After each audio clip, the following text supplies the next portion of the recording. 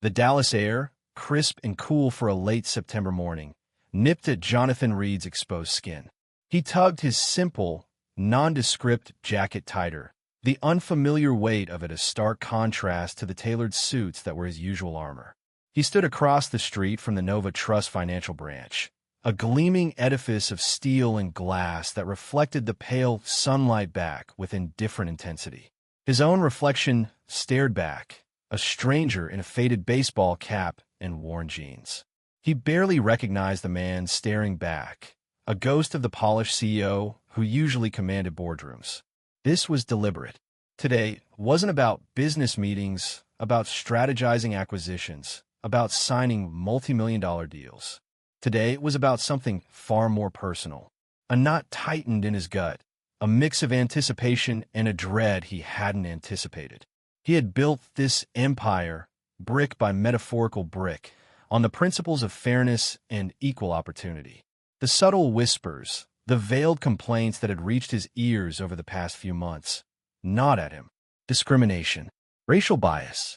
Within his bank, the thought left a bitter taste in his mouth. He'd initially dismissed them as isolated incidents, anomalies in an otherwise flawless system. But the whispers had persisted, growing louder, more insistent, each one a tiny hammer blow against the foundation of his carefully constructed world. He'd spent sleepless nights turning the problem over in his mind, the weight of it pressing down on him. He couldn't shake the feeling that something was deeply wrong. He'd requested internal reviews, pored over data, but the numbers told a story of neutrality, of bland, statistical equality. Yet the whispers remained. He'd finally reached a decision late last night, a decision that felt both reckless and absolutely necessary. He would see for himself. He would experience what his customers, his black customers, were experiencing. He crossed the street, the rhythmic tap of his worn sneakers against the pavement, a steady drumbeat against the rising anxiety. The automatic doors hissed open, admitting him into the cool, sterile air of the bank. The subtle scent of disinfectant and paper hung in the air. He took a deep breath, steeling himself. Inside, the bank was bustling with the usual mid-morning activity. Tellers worked diligently behind their counters. Customers queued patiently, the soft murmur of transactions filling the air. He took his place in line, feeling acutely aware of his own presence, his own body. He was a chameleon in his own kingdom, a king disguised as a pauper. He felt a strange disconnect, observing his own employees through this unfamiliar lens. He watched the young teller, Megan, her name tag gleaming under the fluorescent lights. She was efficient, polite, her smile practiced and bright. He watched her interact with the customer before him, an elderly white woman. The interaction was smooth, effortless, the epitome of professional courtesy. He shifted his weight, the knot in his stomach tightening. Doubt, a cold, insidious serpent, began to coil in his chest. Perhaps he'd been wrong. Perhaps the whispers were just that, whispers, amplified by his own anxieties. Then it was his turn. He approached the counter, forcing a casual smile he didn't feel. "Good morning," he said, his voice deliberately even, devoid of the authority he usually commanded. Megan's smile faltered just a fraction. Her eyes, he noticed, flickered down to his worn sneakers, then back up to his face, a subtle but unmistakable appraisal. He felt a chill run down his spine. "Good morning, sir," she replied, her tone polite but subtly cooler than it had been with the previous customer. He requested a withdrawal, a substantial amount, enough to trigger the bank's internal security protocols. He watched her, his senses hyper-alert as she processed his request. Her movements were precise, almost robotic, yet he sensed a hesitation, a subtle stiffness in her demeanor. She asked for his identification, her voice carefully neutral. He handed it over, his heart pounding against his ribs. The silence that followed stretched, each tick of the clock amplifying the tension. He could feel her eyes on him, assessing, evaluating. He saw the questions forming in her eyes, the unspoken doubts. He knew what she was seeing, a black man in casual clothes, requesting a large sum of money. He felt a surge of anger, hot and sharp, but he tamped it down. He needed to see this through. I'll just need to verify this with my manager, Megan said, her voice tight. He watched her walk away, her back rigid, toward the man in a crisp suit standing near the back of the bank. Rick, the branch manager. Jonathan recognized him instantly. He'd personally interviewed Rick, seen the ambition and drive in his eyes. He'd trusted him. Now, watching Rick's reaction to Megan's hushed words, a cold dread settled in Jonathan's stomach. Rick's gaze snapped to him, his eyes narrowing.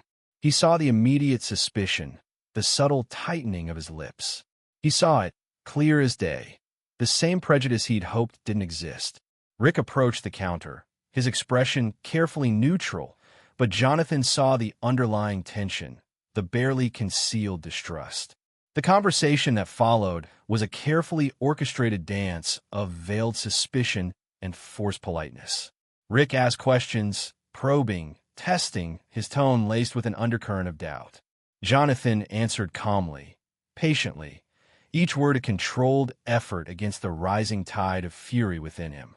He felt the sting of humiliation, the raw, visceral experience of being judged, not for who he was, but for the color of his skin. The minutes stretched into an eternity, the air thick with unspoken accusations. He thought of Stephanie, his COO, her sharp intelligence and unwavering loyalty. He pictured her reaction if she could see him now, standing here, stripped of his power, subjected to this insidious, subtle form of racism. He made a silent vow. This would change. He finally walked out of the bank, the crisp morning air a welcome relief from the suffocating atmosphere within. He pulled out his phone, his fingers trembling slightly as he dialed Stephanie's number. "Stephanie," he said, his voice tight, "I need you to come to the Dallas branch. Now." He paused, the words catching in his throat. "And Stephanie, I'm going to tear this whole damn system down." The muted hum of the Elm Street branch, a familiar symphony of clicking keyboards and hushed conversations, held a different resonance this morning. Jonathan Reed, CEO of Nova Trust Financial, sat unobtrusively in the waiting area, his tailored suit a stark contrast against the worn fabric of the chairs. He wasn't here for a board meeting or performance review. He was here as John Reed, an ordinary customer with an ordinary request. He watched the ballet of transactions unfold, a subtle choreography of smiles and greetings that shifted depending on the dancer. A white woman in a floral dress completed her withdrawal with a breezy laugh, a swift exchange of pleasantries the only prelude to her departure.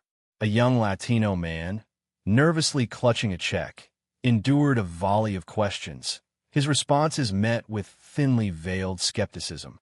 The air, conditioned to a crisp 68 degrees, felt colder to Jonathan, a chilling premonition settling in his gut. He'd known, suspected, really that this was happening. The complaints, the whispers, the anonymous emails painting a picture he'd refused to believe fully. Yet here, beneath the fluorescent lights of his own bank, the reality was stark, unavoidable. He adjusted his tie, the silk a whisper against his skin, a stark reminder of the distance between him and the people his company was supposed to serve. This wasn't a spreadsheet, a quarterly report, a statistic. It was the subtle arch of an eyebrow, the prolonged pause before a smile, the unspoken question hanging in the air. It was a language he knew all too well. His turn came. He approached the counter, a simple withdrawal slip clutched in his hand. $10,000. Not an exorbitant amount, not insignificant either. Enough to test the waters. Megan, the teller, a young woman with a name tag, slightly askew, greeted him with a smile that didn't quite reach her eyes. "Good morning, sir. How can I help you today?" The practiced politeness held a subtle tremor, a hint of something unsaid. Jonathan returned the greeting, his voice carefully neutral. "I'd like to make a withdrawal." He slid the slip across the counter, the crisp paper a stark white against the mahogany surface. He watched Megan's eyes flick down to the amount, then back up to his face. The smile faltered, the edges blurring. A subtle shift in her posture, a tightening of her grip on the pen in her hand. These were the micro-expressions he'd studied, the silent language of unease. "Sir, I'll just need to see your ID." Her voice, a moment before bright and welcoming, had acquired a thin, almost brittle quality. Jonathan felt a slow burn ignite within him, a familiar anger he'd learned to bank, to control. He reached for his wallet, his movements deliberate, unhurried. He handed her his driver's license, his expression unreadable. Inside, a storm raged. This was it, the confirmation he'd both dreaded and sought.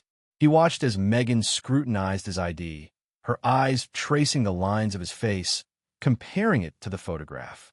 The silence stretched, punctuated only by the rhythmic tapping of her nails against the counter. A silence he knew wasn't afforded to everyone. He'd seen the swift, almost perfunctory glance given to the white woman in the floral dress. Had she been asked for her ID? He couldn't recall. He'd been too focused on the ease, the effortless grace of her transaction, the very thing denied to him now. Do you have your debit card as well? Megan's voice, still strained, held a note of forced professionalism. The question hung in the air, thick with unspoken implications. Jonathan's mind raced. The debit card was in his other wallet, the one he used as Jonathan Reed, CEO. John Reed, the man standing before her now, didn't carry a debit card. He'd purposely left it behind. He wanted to see how far they would push, how deep the rabbit hole went. A bitter taste rose in his throat. He was being profiled in his own bank. The realization landed like a physical blow. He felt a surge of anger, hot and potent, threatening to break through the carefully constructed facade. He took a deep breath, forcing himself to remain calm. This wasn't about him. It was about the system, the insidious, pervasive bias that infected his company like a disease. No, he said, his voice even controlled. I don't have it with me. He watched Megan's reaction, the flicker of uncertainty in her eyes. He knew what she was thinking. He'd seen that look before. Suspicion, distrust, fear. He saw her glance towards the branch manager, Rick, a man Jonathan had personally hired, a man he believed shared his vision. Rick, his face impassive, gave a subtle nod, a silent confirmation, a green light to proceed with the interrogation. Jonathan's grip tightened on the edge of the counter, his knuckles turning white.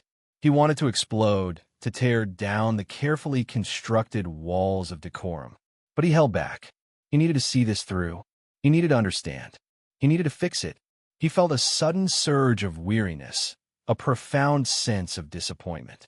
He'd built this company from the ground up, poured his heart and soul into creating a fair and equitable institution.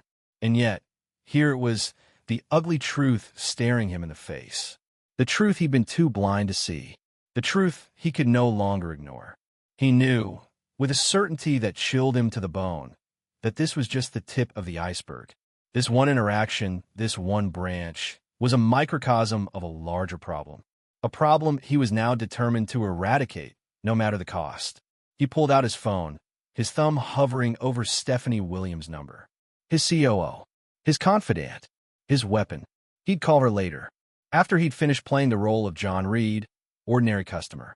After he'd experienced firsthand the indignity of being judged by the color of his skin, not the content of his character. He had a lot of work to do. The fluorescent lights of Nova Trust Financial hummed a monotonous tune, a stark contrast to the rising anxiety coiling in Jonathan's gut. The polished marble floor reflected his image back at him, a stranger in a worn baseball cap and a simple, dark jacketed disguise, so thin it felt almost insulting. He watched Megan, the young teller, her fingers hovering over the keyboard, her eyes flickering between his provided ID and the computer screen. He could almost hear the gears turning in her head, the silent calculations of risk and suspicion. She's young, he thought, probably fresh out of college. Is this what we're teaching them? To see a face like mine and immediately think problem? He'd practiced this scenario countless times in the mirror, rehearsing the lines, the casual demeanor, the carefully crafted air of an ordinary customer. But nothing could have prepared him for the slow, creeping dread that now permeated the air, thicker than the stale perfume of the elderly woman waiting behind him. He'd built this bank, brick by virtual brick, poured his lifeblood into its creation, and now, standing here disguised as one of his own clients, he felt a profound sense of alienation. "I'm sorry, sir," But I'll need to call my manager for this transaction, Megan finally said, her voice a practiced blend of politeness and apprehension. Her eyes, though, told a different story. A story of ingrained assumptions and unconscious biases, a story Jonathan knew all too well. He'd heard whispers, seen the data, the cold, hard numbers that painted a grim picture of disparity. But statistics were one thing. Experiencing it firsthand, the subtle yet unmistakable shift in treatment was a visceral blow. This is what it feels like, he thought, the realization hitting him with the force of a physical impact. A man in a crisp, navy suit approached, his name tag identifying him as Rick, branch manager. He extended a hand, the gesture seemingly cordial, yet Jonathan sensed a veiled scrutiny in his gaze. Is it the jacket? He wondered, or the cap, or simply the color of my skin? The handshake was firm, bordering on aggressive, a silent assertion of authority. I understand you're making a large withdrawal, sir? Rick inquired, his voice smooth, professional. But beneath the veneer of courtesy, Jonathan detected a current of suspicion, a subtle undertone of distrust. Yes, Jonathan replied, keeping his tone even, fighting to suppress the anger simmering beneath the surface. $52,000. He handed over the additional documents Rick requested. He watched as the manager's eyes scanned the papers, lingering a beat too long on his name. Jonathan Reed, a name that graced the bank's charter, a name synonymous with its success. Yet here he was, treated like a potential criminal. The irony was bitter. A taste of his own creation turned sour. I'll need to see some further identification, Rick said, his tone now laced with an almost imperceptible edge. Perhaps a utility bill or something with your current address. The words hung in the air, heavy with implication. Jonathan felt a muscle twitch in his jaw. He provided his driver's license, his passport, his bank card. What more could they possibly need? He knew the protocols, the security measures. This was beyond standard procedure. This was something else entirely, something he'd suspected but never truly confronted. He took a deep breath, forcing himself to remain calm. He needed to see this through, needed to understand the extent of the problem, the depth of the rot within his own company. Is that a policy? Jonathan asked, his voice quiet, controlled. He could feel the weight of every other customer's gaze, the silent audience to this unfolding drama. He could practically hear Megan holding her breath, her eyes wide with a mixture of curiosity and fear.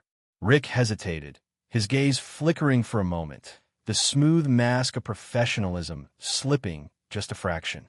It's just a standard security measure, he stammered, the lie transparent as glass. The casual dismissal, the flimsy excuse, ignited a spark of fury within Jonathan. He fought to contain it, to maintain the facade, but the effort felt like trying to hold back a tidal wave. He wanted to rip off the damn cap, throw his ID on the counter, and scream, "Do you know who I am?" But he couldn't. Not yet. He needed to see this play out, to witness the full extent of the prejudice, the systemic bias that had festered within his own creation. He looked at Rick, really looked at him, his eyes conveying a silent message of power, of authority that transcended his current disguise. It was a look that had closed million-dollar deals, a look that commanded respect. A look that Rick, despite his feigned ignorance, seemed to recognize, a flicker of unease crossing his face. The air crackled with unspoken tension, the silence stretching, taut as a wire. He'd come here seeking confirmation, but what he found was far more disturbing than he could have imagined. It wasn't just about the individual actions of a single teller or branch manager. It was about the culture he'd inadvertently fostered, the unspoken message that had permeated the walls of his institution. A message that said some customers were more equal than others. A message he was now determined to change, no matter the cost. The fight had just begun, and Jonathan Reed, the man behind the disguise, was ready for war. The fluorescent lights of Nova Trust Financial hummed a sterile tune, reflecting off the polished marble floor. Jonathan Reed, disguised in a simple baseball cap and worn jeans, felt a prickle of unease as he stood before teller window 3. The young woman, Megan, Her name tag, gleaming under the harsh light, tapped manicured nails against the counter, her smile strained. He'd deliberately chosen this branch, one in a predominantly white neighborhood, miles from his usual haunts. The knot in his stomach tightened. This charade, this descent into the trenches of his own empire, felt more like a personal violation than a reconnaissance mission. He'd built Nova Trust from the ground up, brick by digital brick, on the principles of fairness and equal opportunity. Yet the whispers, the anonymous employee surveys, the subtly increasing number of complaints from black customers, they all pointed to a rot he hadn't anticipated, a cancer growing within the very organism he'd nurtured. He had to see it for himself, experience the subtle poison firsthand. Just confirming, Mr. Reed. Megan's voice was thin, laced with a hesitation that felt all too familiar. $12,000 in cash. Her eyes flicked to the security camera, then back to him, a quick, almost imperceptible assessment. Jonathan's fingers twitched against the rough fabric of his jeans. $12,000. A sum significant enough to trigger scrutiny, but not exorbitant. He'd calculated it precisely. He met her gaze, his expression carefully neutral. That's correct. Inside, a cold fury was building. This was it. The thinly veiled suspicion, the unspoken assumption. He was being profiled, not as Jonathan Reed, CEO, but as just another black man in a bank, presumed guilty until proven otherwise. I'll just need to see some additional identification, sir. Megan chirped, the forced sweetness of her tone grating on his nerves. He handed over his driver's license, watching as her eyes scanned it, lingering a fraction too long on his photograph. The silence stretched, punctuated only by the rhythmic tapping of her nails.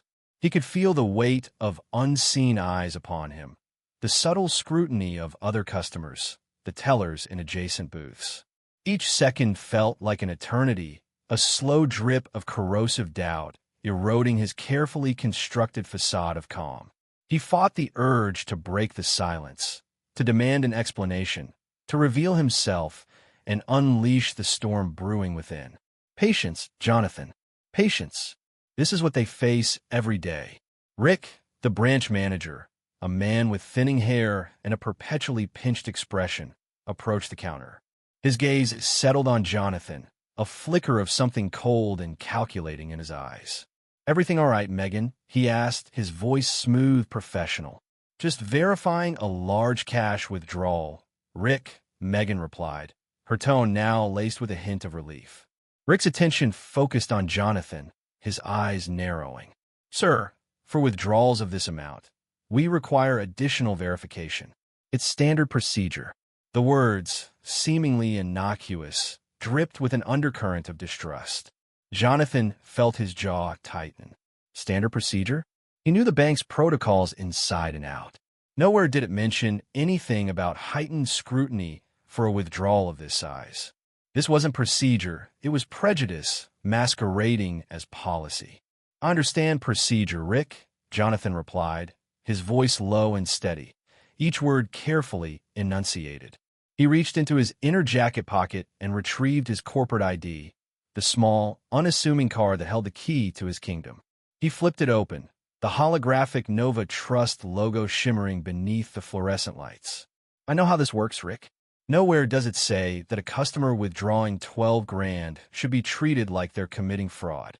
Rick's eyes widened, his face paling as he took in the ID, the name emblazoned beneath the logo. The blood drained from his face, leaving him ashen. A bead of sweat trickled down his temple. The air crackled with unspoken tension, the subtle hum of the fluorescent lights seeming to amplify the silence. Megan's hand flew to her mouth, her eyes wide with shock. The other tellers, sensing the shift in atmosphere, subtly turned their heads, their gazes fixed on the unfolding drama. Rick stammered, Mr. Reed?" "I didn't." His words trailed off, lost in the sudden vacuum of his authority. He reached for the ID, his hand trembling slightly. Jonathan held it just out of reach, his gaze unwavering. "No need to apologize, Rick," he said, his voice still calm, but laced with an icy edge. "Just process the withdrawal." He could see the frantic calculations flickering behind Rick's eyes, the desperate attempt to salvage the situation, to explain away his blatant prejudice. Just then, Rick's phone vibrated. He glanced at the caller ID, his expression shifting from panic to something resembling obsequiousness. He answered with a hushed, "Yes, sir." "Yes, of course." He listened for a moment, nodding repeatedly, his gaze darting nervously between Jonathan and the phone. He disconnected the call, his demeanor transformed. The suspicion, the distrust, had vanished, replaced by a veneer of forced cordiality. "Mr. Reed," he said, his voice now smooth and ingratiating, "there seems to have been a misunderstanding. I sincerely apologize for the inconvenience." He gestured towards Megan, who was still frozen in stunned silence. "Please process the withdrawal immediately." Jonathan watched as Megan, her hands now shaking visibly, counted out the bills, her movements jerky and uncoordinated. He felt a hollow victory, a bitter satisfaction. He had exposed the rot, witnessed the prejudice firsthand, but the experience left a deep, unsettling ache in his chest. This wasn't just about a single incident, a single branch.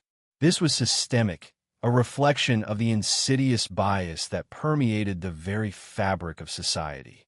He knew, with chilling certainty, that this was just the beginning. He slipped the cash into his bag, his mind already racing, formulating a plan, a strategy to dismantle the invisible walls of prejudice, brick by digital brick. He would cleanse his empire, starting with a fire that would burn away the rot and illuminate the path to true equality. He met Rick's gaze one last time, a silent promise in his eyes. This, he vowed, would change. The glass doors of Nova Trust Financial shimmered, reflecting the distorted image of the city waking. Jonathan Reed stood on the sidewalk, the morning sun glinting off his tailored suit, a stark contrast to the storm brewing inside him. He drew a deep breath, the crisp autumn air doing little to cool the simmering anger. The weight of the small, rectangular withdrawal slip in his pocket felt disproportionately heavy, a tangible reminder of the indignity he'd just endured. Each number on the slip representing the money he'd rightfully withdrawn now seemed etched onto his soul, a symbol of the insidious bias he'd encountered within his own company. He hadn't imagined it would be this blatant, this personal. He'd known, suspected, the whispers and statistics had hinted, but experiencing it firsthand, masked as an ordinary customer, had ripped through the veil of plausible deniability. He felt a chilling disconnect, as though observing his own life from a distance, the polished EO persona, a fragile shell over the raw vulnerability exposed by this encounter. He thought of the teller, Megan, her forced smile, the subtle hesitation in her movements, the extra layer of scrutiny she'd applied to him, and only him. He replayed the interaction with Rick, the branch manager, the thinly veiled suspicion in his eyes, the condescending tone cloaked in professional courtesy. The way Rick had lingered near him, hovering like a hawk, scrutinizing every detail, every move. It was a dance Jonathan knew all too well, the subtle yet unmistakable choreography of prejudice. He pulled out his phone, the cool glass a stark contrast to the heat rising in his chest. He scrolled through his contacts, his thumb hovering over Stephanie Williams' name. He hesitated, a brief flicker of doubt crossing his mind. Could he trust even Stephanie with the full extent of his disillusionment? No, he pushed the thought aside. Stephanie was his COO, his confidant, the one person he knew wouldn't try to sugarcoat the truth. He tapped her name, the phone ringing a rhythmic counterpoint to the chaotic rhythm of his thoughts. "Stephanie, it's Jonathan." His voice was controlled, tighter than usual, each word clipped. Even to his own ears, he sounded strained. He hoped Stephanie wouldn't press him. Not yet. He needed to process this, to formulate a plan, before he could articulate the full extent of his fury. "Jonathan, everything all right? You sound tense." Stephanie's voice, sharp and perceptive as always, cut through the fog in his mind. He could picture her, brow furrowed, already anticipating a problem. He closed his eyes, momentarily overwhelmed by the weight of it all. He could almost feel her gaze, even through the phone. "I need you to do something for me," he said, his voice low, each word measured. He pressed his back against the cool glass of the building, as if seeking some physical anchor in the swirling vortex of his emotions. He could feel the vibrations of the city around him, the hum of traffic, the distant sirens, the murmur of conversations, all fading into a dull roar as his focus narrowed to the task at hand. "Of course, what is it?" Stephanie's voice was brisk, efficient. She was all business, ready to tackle whatever challenge he threw her way. He wished he could share her composure, her unwavering focus. He hesitated, the words catching in his throat. "I was just at the branch on Elm Street Undercover." He paused, the confession hanging heavy in the air. He half expected Stephanie to question him, to challenge his methods, but she remained silent, waiting. A beat of silence stretched between them. He could almost hear the gears turning in Stephanie's mind, processing the information. "Undercover," she finally echoed, her voice laced with a hint of disbelief. "Why?" He took a deep breath, steeling himself. "I'll explain later. Right now, I need you to call the regional director, Edward Davies." He could feel the tension radiating from him, a palpable force field of anger and frustration. "Call Edward? What's going on, Jonathan?" Stephanie's voice was sharper now, laced with concern. He gripped the phone tighter, his knuckles white. They're doing what we feared, Stephanie. The bias, it's real, it's systemic." He paused, the words tasting like ash in his mouth. He could almost feel the sting of humiliation, the weight of injustice pressing down on him. "They're doing what?" Stephanie's voice was barely a whisper, the shock evident. He could imagine her, sitting at her desk, her usually impeccable composure momentarily shattered. He closed his eyes, the image of Rick's condescending smile flashing through his mind. "They're treating customers differently based on, He couldn't bring himself to say the word. The very utterance of it felt like a betrayal, a confirmation of the ugliness he'd witnessed. "Oh, God," Stephanie breathed, the words heavy with realization. A silence descended, thick with unspoken understanding. The hum of the city seemed to fade, leaving only the hollow echo of his own disillusionment. "Get Edward on the line, Stephanie," he said, his voice flat, devoid of emotion. He could feel a cold resolve settling over him, replacing the initial shock and anger. This wasn't just about a single incident, a single branch. This was about the very foundation of his company, the values he'd strive to uphold. This wasn't about reprimands or apologies. This was about systemic change. He pushed away from the glass wall, the reflection of the city now a blur, his focus narrowing to the task ahead. He had built this company from the ground up, brick by brick, and he wouldn't let it be tarnished by the insidious poison of prejudice. This wasn't just a business issue, it was a moral imperative. He would burn it all down and rebuild, if that's what it took. He had to, not just for himself, but for every customer who walked through those shimmering glass doors, expecting fairness, expecting respect, expecting to be treated with the dignity they deserved. The glass walls of his office, usually a source of pride, felt like a cage. Jonathan Reed, CEO of Nova Trust Financial, stared out at the sprawling cityscape, the steel and glass mirroring the icy knot in his stomach. The afternoon sun cast long shadows, each a stark reminder of the shadow cast over his own institution. He'd built this empire brick by brick, driven by a vision of equitable financial access for all. Yet, just hours ago, he'd been reduced to a statistic, a stereotype in his own dam bank. The memory of Megan's hesitant smile, Rick's thinly veiled suspicion, the slow, deliberate count of his own money it burned. He rubbed his temples, the phantom pressure of prejudiced gazes still heavy on his skin. He hadn't anticipated the visceral sting of it, the way the subtle yet undeniable discrimination would burrow deep, leaving him feeling exposed and violated. This wasn't just about business. It was personal. His fingers drummed against the cool glass of his desk, the rhythmic tapping a counterpoint to the chaotic thoughts swirling in his mind. He'd known, suspected, the whispers of bias within the ranks, but seeing it firsthand, experiencing the insidious erosion of dignity. It was a different beast altogether. He inhaled deeply, forcing himself to regain control. This wasn't the time for emotional indulgence. It was time for action, decisive, unwavering action. He reached for the intercom, his voice clipped and devoid of its usual warmth. "Stephanie, emergency meeting in the boardroom. Now, all department heads." The boardroom, a space usually buzzing with strategic discussions and projections, was thick with a tense silence. Each face reflected a mixture of confusion and apprehension. Jonathan stood at the head of the polished mahogany table, his presence radiating a quiet storm. He looked at each of them, his gaze lingering just a fraction longer than necessary. He could practically taste the unspoken questions hanging heavy in the air. He allowed the silence to stretch, letting it amplify the gravity of the situation.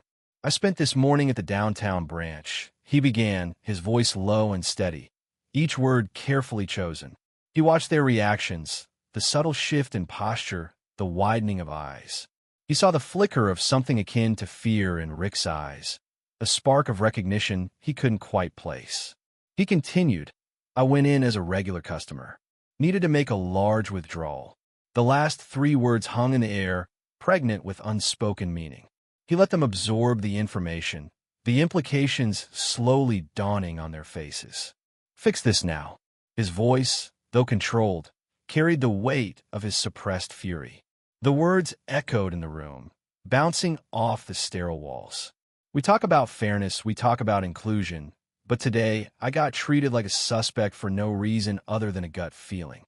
He saw the shock ripple through the room, the disbelief etched on their faces. He wasn't sure if they were more surprised by his statement or by the raw emotion bleeding into his usually composed demeanor. Stephanie, his COO, was the first to speak.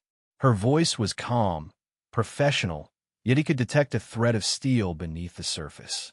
"Jonathan, can you elaborate? What exactly happened?" He recounted the events of the morning, the subtle yet pervasive microaggressions, the unnecessary scrutiny, the palpable distrust that hung in the air like a noxious fume. He described the feeling of being othered, of being reduced to a stereotype. He spoke of the insidious nature of unconscious bias, how it seeped into every interaction, poisoning the very foundation of their institution. As he spoke, he watched their faces, searching for understanding, for empathy, for a shared commitment to change. The room erupted in a flurry of questions, justifications, and denials. Jonathan listened patiently, allowing the initial wave of defensiveness to wash over him. He knew this wouldn't be easy. Decades of ingrained prejudice couldn't be dismantled in a single meeting. But this was just the beginning. He raised his hand, silencing the cacophony. "This isn't about placing blame," he stated, his voice firm yet measured. "It's about acknowledging a systemic problem and fixing it. Today, it was me. Tomorrow, it could be any one of our customers." He outlined his plan, a multi-pronged approach to address the issue head-on. Mandatory unconscious bias training for all employees. A revised customer service protocol, focusing on objective criteria rather than subjective judgments. A diversity and inclusion task force to monitor progress and ensure accountability. He spoke of creating a culture of empathy and understanding, a culture where every customer felt valued and respected, regardless of their background. The initial shock and defensiveness slowly gave way to a grudging acceptance. He saw the dawning realization in their eyes, the understanding that this wasn't just a PR exercise, but a fundamental shift in the way they operated. Stephanie, ever his steadfast ally, took charge, outlining the logistical details, assigning tasks, setting deadlines. The room buzzed with renewed energy, a sense of purpose replacing the earlier apprehension. Jonathan watched them, a flicker of hope igniting within him. This wasn't just about rectifying a single incident. This was about building a better future, a future where the ideals of fairness and inclusion weren't just empty words, but lived realities. He knew the road ahead would be long and arduous. Changing hearts and minds was a far more complex undertaking than restructuring policies and procedures. But he was committed driven by a deep-seated conviction that this wasn't just a business imperative, it was a moral one. He looked out at the faces around the table, each one a reflection of the change he envisioned. He had planted the seed. Now, he had to nurture it, cultivate it, until it blossomed into a new era for Nova Trust Financial, an era where the promise of equality was finally fulfilled. The hum of the Tesla's engine was a low, rhythmic thrum against the silence that had settled within him. Jonathan leaned back against the cool leather, the city lights blurring into streaks of white and amber as he pulled away from the bank. He closed his eyes, the image of Rick's face, a mixture of confused defiance and dawning comprehension, still vivid in his mind. He'd seen it before, that specific look of a man whose carefully constructed world was starting to crack. The look of someone forced to confront a truth they'd spent their life avoiding. But it wasn't enough. It wasn't nearly enough. The air in the car felt heavy, suffocating even with the climate control set to a comfortable 70 degrees. His own reflection stared back at him from the tinted window, a ghost in the gathering twilight. He looked tired, weary, the kind of weariness that seeped into your bones, not from physical exertion, but from the insidious erosion of hope.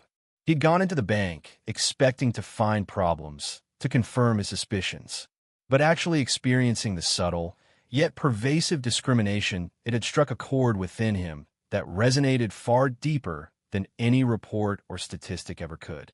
He remembered Megan, the young teller, her polite, almost robotic adherence to protocol, the way her eyes darted to the security camera every few seconds as she processed his withdrawal request, the slight tightening of her lips, the almost imperceptible hesitation in her movements.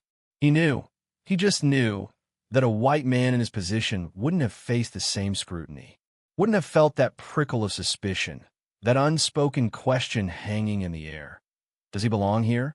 He'd spent years building Nova Trust, pouring his heart and soul into creating an institution that he believed in, an institution he'd hoped could be a beacon of opportunity, a symbol of progress. And yet, here he was, the living embodiment of that institution's failure. The irony was a bitter pill to swallow. He took a deep breath, the cool, filtered air doing little to ease the tightness in his chest. This wasn't just about him. This wasn't even just about Rick, though the man's ingrained biases were certainly a problem. Rick, he was a symptom of something deeper, a system that allowed bias to masquerade as security, that permitted prejudice to hide behind procedure, a system that he, Jonathan Reed, had inadvertently allowed to flourish within his own company.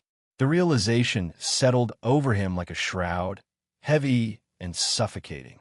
He thought of Stephanie, her face pale with anger and shame when he'd relayed the details of the incident. Her immediate, unwavering support was a small flicker of light in the darkness, but it wasn't enough to dispel the gloom. He appreciated her loyalty, her swift action in putting Rick on administrative leave. But that, too, was just a Band-Aid on a gaping wound. Firing one man wouldn't fix the problem. It wouldn't dismantle the insidious web of unconscious biases that permeated the very fabric of his company. His hand tightened on the steering wheel, the leather creaking softly under the pressure. He had to do something more, something real, something that would actually make a difference. The usual corporate platitudes, the carefully crafted PR statements about diversity and inclusion, they felt hollow now, meaningless in the face of his own lived experience. He needed to rip the Band-Aid off, expose the wound for what it was. He needed to tell the truth. The thought was both terrifying and liberating. To publicly admit the failings of his own company, to acknowledge the deep-seated biases that existed within the very structure he had built, it would be a risk. It could damage his reputation, shake investor confidence, even impact the bank's bottom line. But the alternative, to maintain the facade, to pretend everything was fine, was no longer an option. He couldn't live with that kind of hypocrisy. Not anymore. He pulled over to the side of the road, the city lights shimmering like a million fractured diamonds against the inky blackness of the night sky. He reached for his phone, his fingers hovering over the screen. He could almost hear Stephanie's voice in his ear, cautioning him to think strategically, to consider the potential fallout. But he'd already made his decision. He began to type, the words flowing onto the screen, each one a small act of defiance against the silence he'd maintained for too long. He wouldn't sugarcoat it. He wouldn't try to spin it. He would tell the story exactly as it had happened, raw and unfiltered. He would admit his own complicity, his own blindness to the problem that had festered beneath the surface. He knew this single act wouldn't magically erase the problem. He knew there was still a long road ahead, a difficult journey of introspection, reform, and reconciliation. But it was a start. It was a commitment, a promise, not just to himself, but to every customer who had ever walked through the doors of Nova Trust, that things would change. He hit send, the electronic chime echoing in the quiet car. A strange sense of calm washed over him, replacing the anxiety that had been churning in his gut for hours. He looked out at the city lights, no longer blurred streaks of light, but individual points of brilliance, each one a tiny spark of hope in a vast expanse of the night. He knew the fight had just begun, but he also knew, with a certainty that resonated deep within his soul, that he was finally fighting the right fight. Real change doesn't start with one person, but it does start with one decision. And he had just made his.